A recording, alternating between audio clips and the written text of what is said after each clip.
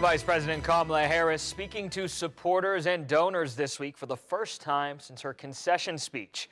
As national correspondent Matt Galka tells us, Democrats are still trying to dissect what went wrong with the well-funded campaign. I know this is an uncertain time. I'm clear-eyed about that. Outgoing Vice President Kamala Harris praised her supporters in a virtual call. She touted their effort and their funding. We raised an historic $1.4 billion, almost $1.5 billion from grassroots supporters alone. The most in presidential campaign history. The campaign burned through that money and wound up with debt after the loss. Campaign finance records from July through mid-October show just under $500 million spent on advertising. That included TV and digital ads, a $900,000 buy for the Las Vegas Sphere, and money for staff and setup for some of her big-name celebrity events.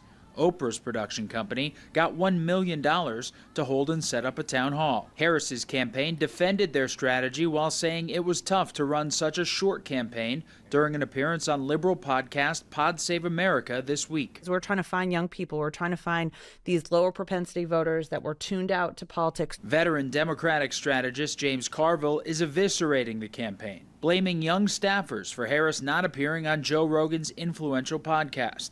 Donald Trump sat with him for 3 hours. The vice president was thinking about going on Joe Rogan's show, and a lot of the younger progressive staffers pitched a hissy fit. I'm really not interested in your uninformed, stupid jack opinion as to whether you go on Joe Rogan or not. Harris's team said the VP planned to do it. It just didn't work out. We had discussions with Joe Rogan's team. They were great. They wanted us to come on. We wanted to come on. Didn't ultimately impact the outcome one way or the other. Harris is still reportedly mulling over her own political future, but at least one Democratic mega donor, Florida Attorney John Morgan, says the campaign blowing through all of that cash should disqualify her from running again.